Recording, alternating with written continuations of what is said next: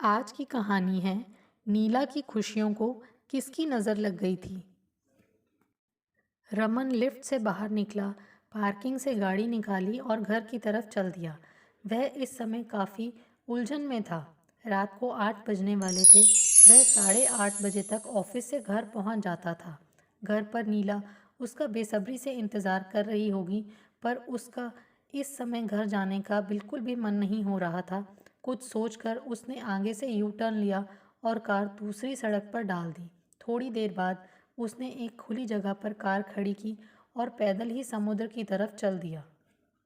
यह समुद्र का थोड़ा सूना सा किनारा था। किनारा बड़े बड़े पत्थरों से अटा पड़ा था। वह एक पत्थर पर बैठ गया और हिलोरे मारते समुद्र को एकटक निहारने लगा। समुद्र की लहरें किनारे तक आती और जो कुछ अपने साथ बहा कर लाती, वह सब किनारे पर पटक कर वापस लौट जाती। वह बहुत देर तक उन मचलती लहरों को देखता रहा। देखते देखते वह अपने ही ख्यालों में डूबने लगा। वह दुखी हो ऐसा नहीं था, पर बहुत ही पसोपेश में था। उसके पिता का फ़ोन आया आज ऑफिस में। उसके माता पिता अगले हफ्ते 1 महीने के लिए उसके पास आने वाले थे। माता पिता के आने की उसे खुशी थी।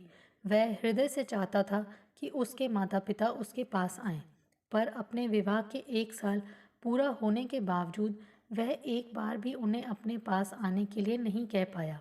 कारण कुछ खास भी नहीं था। न उसके माता पिता अशिक्षित या गंवार थे, न उसकी पत्नी नीला कर्कश या तेज स्वभाव की थी।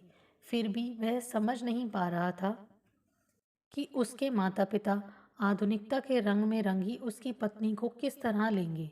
यह बात सिर्फ नीला की ही नहीं, बल्कि उसकी पूरी पीढ़ी की है। नीला दिल्ली में विवाह से पहले नौकरी करती थी। विवाह के बाद नौकरी छोड़कर उसके साथ मुंबई आ गई थी। यहाँ वह दूसरी नौकरी के लिए कोशिश कर रही थी। नीला हर तरह से अच्छी लड़की थी। कोमल स्वभाव, अच्छे विचारों व प्यार करने वाली लड़की थी। उसके माता पिता के आने से वह खुश ही होगी। लेकिन उसके संस्कारी माता पिता, खासकर उसकी मम्मी, नीला की आदतों, उसके रहन सहन के तरीकों को किस तरह से लेंगे, वह समझ नहीं पा रहा था। विवाह के बाद वह चंडीगढ़ अपने माता पिता के पास थोड़े दिनों के लिए 2 बार ही गया था। मम्मी और नीला को अधिकतर बातें फ़ोन से ही होती थी। मम्मी उसके स्वभाव की बहुत तारीफ करती थी। नीला भी अपनी सास का बहुत आदर करती थी और उनको पसंद करती थी। पर यह 1 महीने का सानिध्य कहीं उनके बीच की आत्मीयता को खत्म न कर दे, वह इसी उधेड़-बुन में था। नीला देर से सोकर उठती थी। उसके ऑफिस जाने तक भी कभी वह उठ जाती, कभी सोई रहती। नाश्ते में वह सिर्फ दूध व कॉर्नफ्लेक्स लेता था, इसलिए वह खुद ही खाकर नीला को दरवाज़ा बंद करने को कहकर ऑफिस चला जाता था। उसे मालूम था नीला की नौकरी लगते ही उसकी दिनचर्या बदल जाएगी। फिर उसे जल्दी उठना ही पड़ेगा। अभी शादी को समय ही कितना हुआ है, धीरे धीरे सब ठीक हो जाएगा। वह सारे दिन फ्लैट में अकेली रहती है, सुबह से उठकर क्या करेगी। खाना बनाना भी उसे बहुत ज़्यादा नहीं आता था, मतलब का ही आता था। हालांकि 1 साल में वह काफ़ी कुछ सीख गई थी, पर अभी तक उनका खाना अक्सर बाहर ही होता था। मम्मी पापा के आने से काम भी बढ़ेगा। नीला इतना काम कहाँ संभाल पाएगी, और मम्मी से अपने घर का पूरा काम संभालने की उम्मीद करना गलत था। वे नीला की सहायता करें, यह तो ठीक लगता है, पर फिर कपड़े तो नीला उसके माता पिता के सामने कितने भी शालीन पहनने की कोशिश करे, उसके बावजूद उसके माता पिता को उसका पहनावा नागवार गुजर सकता है। मम्मी की पीढ़ी ने अपने पति की बहुत देखभाल की है, हाथ में सब कुछ उपलब्ध कराया है। ऑफिस जाते पति की हर ज़रूरत के लिए उसके पीछे पीछे घूमती। पत्नी की पीढ़ी वाली उसकी मम्मी क्या आज की पत्नी का तौर तरीका बर्दाश्त कर पाएंगी, वह समझ नहीं पा रहा था। नीला से अगर थोड़े दिन अपना रवैया बदलने को कहता है, तो नीला उसके माता पिता के बारे में क्या सोचेगी। उन दोनों के रिश्ते औपचारिक हो जाएंगे। यह रिश्ता 1-2 दिन का तो है नहीं। उसके माता पिता तो अब उसके पास आते जाते रहेंगे। यही सब सोचकर वह अजीब सी उधेड़-बुन में था। अंधकार घना हो गया था। समुद्र की लहरें किनारे पर सिर पटक पटक कर उसे उसके विचारों से बाहर लाने का असफल प्रयास कर रही थी। उसने घड़ी पर नज़र डाली। 10 बजने वाले थे। तभी मोबाइल बज उठा। नीला थी। हेलो, कहाँ हो? अभी ऑफिस से नहीं निकले क्या? कितनी बार फ़ोन किया, उठा क्यों नहीं रहे थे? ड्राइव कर रहे हो क्या? नीला चिंतित स्वर में कई सवाल कर बैठी। हाँ, ड्राइव कर रहा था, बस पहुंच ही रहा हूँ, उसने संक्षिप्त सा उत्तर दिया और उठकर कार की तरफ चला गया। घर पहुंचकर भी वह गुमसुम ही रहा। नीला आदत के अनुसार चुहलबाजी कर रही थी, अपनी भोली भाली बातों से उसे रिझाने का प्रयास कर रही थी, पर उसकी चुप्पी टूट ही नहीं रही थी। क्या बात है रमन, आज कुछ अपसेट हो? सब ठीक तो है ना? वह उसके घने बालों में उंगलियां फेरती हुई उसकी बगल में बैठ गई। उसने नीला की तरफ देखा। नीला मीठे स्वभाव की सरल लड़की थी, इसलिए वह उसे बहुत प्यार करता था। उसकी आदतों की कोई कमी उसे नहीं अखरती थी। फिर वह देखता कि नीला ही नहीं, उसके हम उम्र दोस्तों की बीवियां भी लगभग नीला जैसी ही हैं। यह पीढ़ी पुरानी पीढ़ी से बिल्कुल भिन्न है। वह प्यार से नीला को बाहों में कसता हुआ बोला, नहीं, कोई खास बात नहीं है, बल्कि एक अच्छी बात है। चंडीगढ़ से मम्मी पापा आ रहे हैं 1 महीने के लिए हमारे पास। सुनकर नीला खुशी से उछल पड़ी। अरे वाह, यह तो बहुत अच्छी खबर है। 1 महीने के लिए मैं भी अकेले रहने की बोरियत से बच जाऊंगी। मम्मी पापा के साथ बहुत मज़ा आएगा। कब आ रहे हैं? अगले हफ्ते की फ़्लाइट है। तो इतनी देर बाद क्यों बता रहे हो? आज तो देर हो गई। कल जल्दी आना, बहुत सारी चीज़ें खरीदनी हैं। हाँ हाँ, तुम लिस्ट तैयार रखना, मैं जल्दी आ जाऊँगा, फिर चलेंगे। मम्मी पापा के आने के नाम से नीला खुश व उत्साहित थी। उसे तो मम्मी पापा के साथ चंडीगढ़ वाली मस्ती करनी थी। इससे अधिक वह कुछ सोच नहीं पा रही थी। रमन उसके उत्साह को मुस्कुराते हुए देख रहा था। चंडीगढ़ में तो सब कुछ हाथ में मिलता है।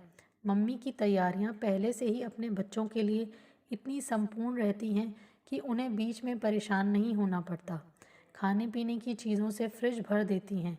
इसके अलावा काम करने वाले भी घर के पुराने नौकर हैं, तो नीला को चम्मच हिलाने की भी ज़रूरत नहीं पड़ती है, और ना उससे थोड़े दिनों के लिए कोई ऐसी उम्मीद रखता है।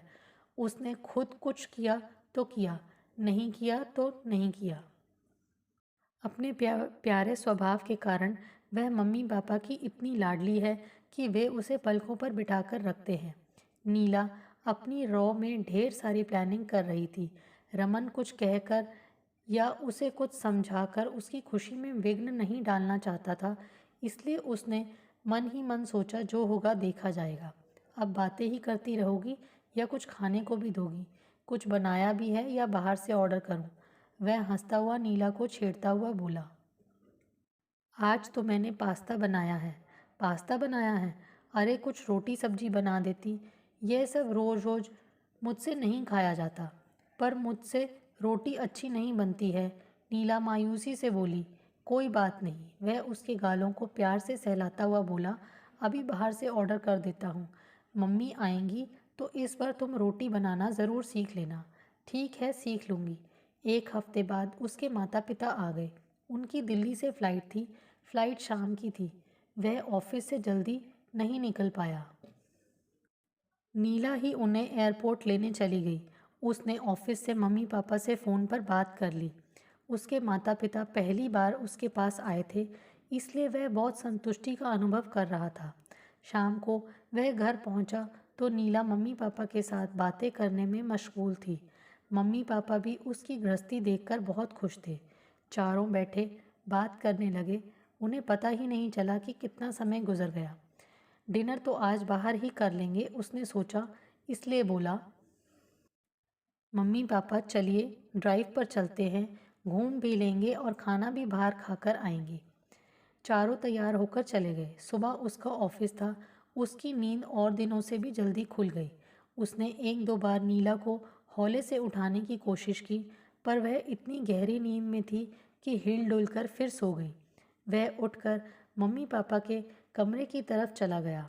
तभी उसने देखा कि मम्मी किचन में गैस जलाने की कोशिश कर रही हैं। वह किचन में चला गया। क्या कर रही हैं मम्मी? चाय बना रही थी बेटा, तू पिएगा चाय? हाँ पी लूँगा। और नीला? वह तो अभी सो रही होगी। कोई बात नहीं, जब उठेगी तब पी लेगी। हम तीनों की बना देती हूँ। माँ के चेहरे से उसे बिल्कुल भी नहीं लगा कि उन्हें नीला के देर तक सोने पर कोई आश्चर्य हो रहा है। बातें करते करते तीनों ने चाय खत्म की, पर दिल ही दिल में वह अनमयस्क सोच रहा था कि काश नीला भी उठ जाती। ऑफिस का समय हो रहा था। वह तैयार होने चला गया। वह रोज़ सुबह अपने कपड़े खुद ही प्रेस करता था। खासकर शर्ट तो रोज़ ही प्रेस करनी पड़ती थी। मम्मी बाथरूम में थी। प्रेस की टेबल लॉबी में लगी थी। उसने सोचा जब तक मम्मी बाथरूम से आती हैं तब तक वह शर्ट प्रेस कर लेगा। अभी वह प्रेस कर ही रहा था कि मम्मी बाथरूम से निकल आई। अरे, तू प्रेस कर रहा है बेटा? ला, मैं कर देती हूँ। नहीं नहीं मम्मी, मैं कर लूँगा। वह कुछ कुछ झेंपता हुआ सा बोला। नहीं नहीं, मैं कर देती हूँ। तू तैयार हो जा। और नाश्ते में क्या खाएगा? मैं तो कॉर्नफ्लेक्स और दूध लेता हूँ। आजकल तो कुछ और नाश्ता कर ले। कॉर्नफ्लेक्स और दूध तो रोज़ ही लेते हो तुम दोनों, जो नीला को भी पसंद हो। नीला को तो उत्पम बहुत पसंद है। वहाँ अलमारी में पड़े हैं पैकेट। उसके मुंह से निकला, ठीक है, मैं उत्पम बना ही देती हूँ। मुझे और तेरे पापा को भी बहुत पसंद है, मम्मी ने हंसकर कहा। उसे लगा मम्मी ने कुछ कहा नहीं, पर सोच रही होंगी कि बीवी सो रही है और वह ऑफिस जाने के लिए चीज़ों से जूझ रहा है। पर मम्मी के चेहरे पर उसे ऐसा कोई भाव नज़र नहीं आया। उसने तृप्ति से नाश्ता किया। तब तक नीला भी उठ गई। अपनी तरफ से तो वह भी रोज़ से जल्दी उठ गई थी। वह सबको बाय करता हुआ ऑफिस चला गया। नीला बाथरूम से फ्रेश होकर आई तो मम्मी ने उसे भी नाश्ता पकड़ा दिया। वह ऑफिस में बैठा लंच के बारे में सोच रहा था। पता नहीं घर में क्या बना होगा। उसके माता पिता तो रोज़ बाहर का भी नहीं खा पाएंगे। उसने नीला को फ़ोन किया। हेलो। नीला की सुरीली व मासूम सी आवाज़ सुनकर वह सब कुछ भूल गया। लंच में कुछ बनाया भी है या नहीं? नहीं तो बाहर से ऑर्डर कर लो। मम्मी ने बढ़िया राजमा चावल बनाए हैं और मेरी पसंद की गोभी की सब्ज़ी भी। नीला के स्वर में माँ के आने का सा लाडलापन था। इटलाते हुए बोली, आपको भी खाना है तो घर आ जाओ। नहीं, तुम ही खाओ, मैं शाम को बचा हुआ खा लूँगा। वह हंसता हुआ बोला, चाय तुम अच्छी बनाती हो, कम से कम शाम की बढ़िया चाय पिला देना मम्मी पापा को। जवाब में नीला भी बिना सोचे समझे हंस दी। शाम को वह जल्दी घर पहुंचा। तीनों बैठकर चाय पी रहे थे। उसके आते ही मम्मी पापा ने नीला की बनाई चाय की तारीफ़ों के पुल बांधने शुरू कर दिए। वह मन ही मन मुस्कुरा दिया। मम्मी, नीला टमाटर का सूप भी अच्छा बनाती है। नीला, आज सूप बनाकर पिला दो। हाँ, आज मैं सूप बना दूंगी। ठीक है मम्मी। ठीक है, डिनर में क्या बनाऊं? मम्मी किचन की तरफ जाती हुई बोली। बाहर घूमने चलेंगे तो खाना खाकर आ जाएंगे। वह बोला, नहीं नहीं, कुछ तैयारी कर देती हूँ, फिर घूमने जाएंगे। जब तक हम हैं तब तक घर का खा लो। मम्मी बोली। हाँ मम्मा। नीला लाड से मम्मी के गले में बाहें डालती हुई बोली, आज दम आलू बना दो, जैसे आपने चंडीगढ़ में बनाए थे। सारी तैयारी मैं कर देती हूँ, आप मुझे बता दीजिए, बना आप दीजिए। ठीक है, मैं अपनी गुड़िया की पसंद बनाऊंगी। मम्मी प्यार से नीला की बलैयाँ लेती हुई बोली। रमन सुखद आश्चर्य से मम्मी को देख रहा था। बदली सिर्फ उसकी पीढ़ी ही नहीं है, उसके माता पिता की पीढ़ी ने भी खुद को कितना बदल लिया है। मम्मी ने आनन फानन डिनर की तैयारी की और चारों घूमने चल दिए। बाहर वह देख रहा था, नीला मम्मी पापा से ही चिपकी हुई है। कभी एक का हाथ पकड़ रही है तो कभी दूसरे का। कभी कभी तो उसे लग रहा था कि शायद माँ बाप नीला के आए हैं और वह दामाद है। नीला छोटी छोटी बातों में मम्मी पापा का बहुत ध्यान रख रही थी। घुमाते समय भी एक एक जगह के बारे में उन्हें बता रही थी। और उसके माता पिता तो अपनी लाडली बहू पर फिदा हुए जा रहे थे। रोज़ की यही दिनचर्या बीत रही थी। मम्मी ने किचन का लगभग सारा भार अपने ऊपर ले लिया था। नीला को जो कुछ बनाना आता था वह भी पूरे मनोयोग से बनाकर खिलाने की कोशिश करती। शाम को चारों घूमने निकल जाते। घर आकर जहाँ नीला कपड़े बदलने में लग जाती, मम्मी किचन में पहुंचकर डिनर का बचा हुआ कार्य खत्म करती और फिर बैठ जाती। तब तक नीला आती और बढ़िया चाय बनाकर मम्मी पापा को पिलाती। गजब का सामंजस्य था। कहीं कोई हलचल नहीं, कहीं कुछ गड़बड़ नहीं। एक दिन उसने पापा से नाइट क्लब में जाने की बात कही। उसके मम्मी पापा उच्च शिक्षित थे। सहर्ष तैयार हो गए। वे तैयार होने कमरे में चले गए। वे दोनों भी तैयार होने चले गए। वह तैयार होकर ड्राइंग रूम में बैठ गया। मम्मी पापा भी बाहर आकर बैठ गए। थोड़ी देर बाद नीला तैयार होकर निकली तो रमन सन्न रह गया। नीला ने घुटनों से ऊपर की स्लीवलेस लाल रंग की मिनी पहनी हुई थी।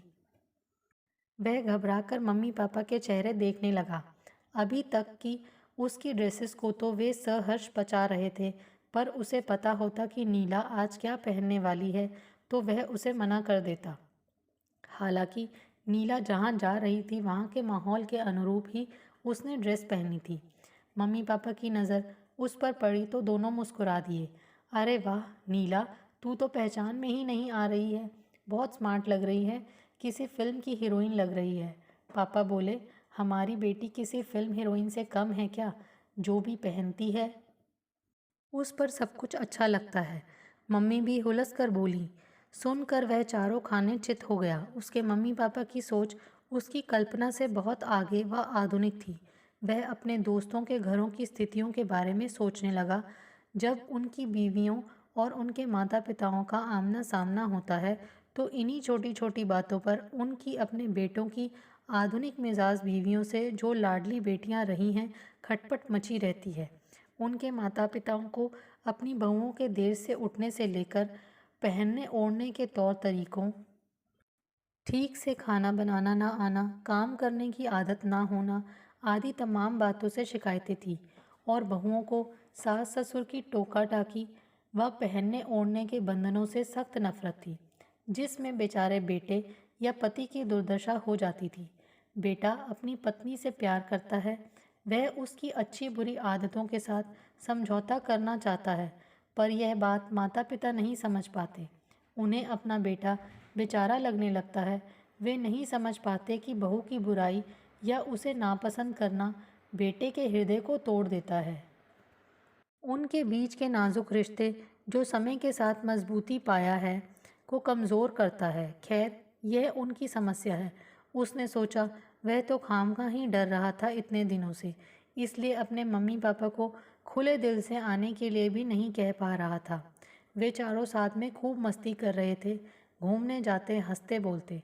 हंसी मजाक से उसका छोटा सा फ्लैट हर समय गुलजार रहता। नीला को भले ही किचन का बहुत अधिक काम नहीं आता था, पर उसके प्यार व उसकी भावनाओं में मम्मी पापा के प्रति कहीं कमी नहीं थी, बल्कि उनकी उपस्थिति से वह उससे अधिक आनंदित हो रही थी। धीरे धीरे मम्मी पापा के जाने का दिन करीब आ रहा था। जैसे जैसे उनके जाने का दिन करीब आ रहा था, नीला उदास होती जा रही थी। वह बार बार मम्मी पापा से मीठा झगड़ा करने पर तुली हुई थी। आप वापस क्यों जा रहे हैं मम्मी? वहाँ क्या रखा है? आपके बच्चे तो यहाँ पर हैं, यहीं रहिए ना, फिर आएंगे बेटा। अब तुम आ जाओगे छुट्टियों पर, साल में 2 बार तुम आ जाओगे, एक बार हम आ जाएंगे, मिलना जुलना होता रहेगा। पापा उसे दुलार करते हुए बोले।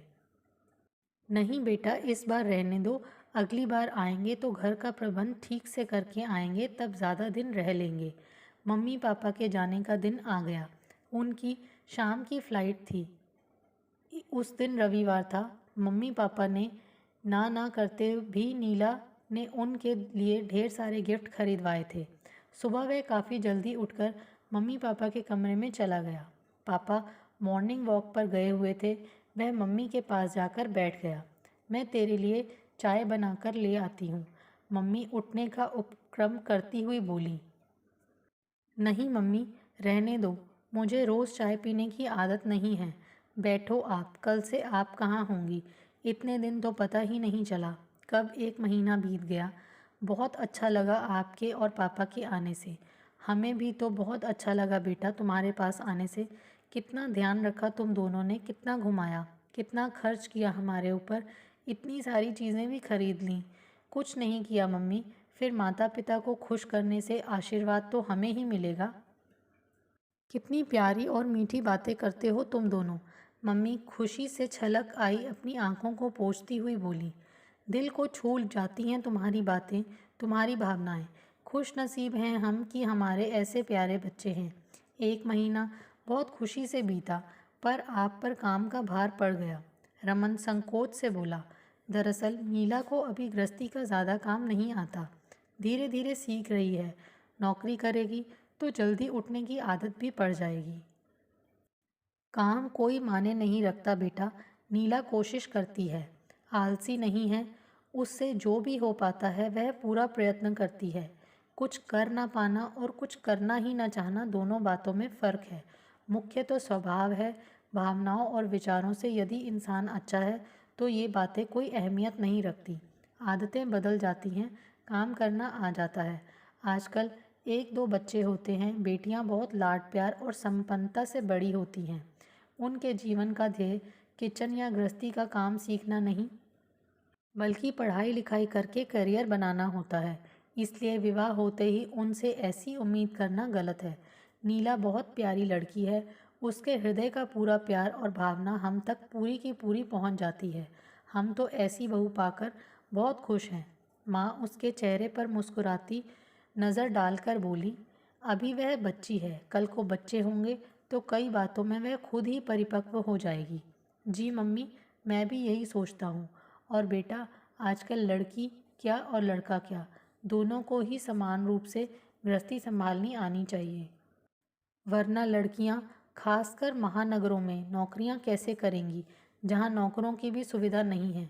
जी मम्मी, मैं इस बात का ध्यान रखूंगा।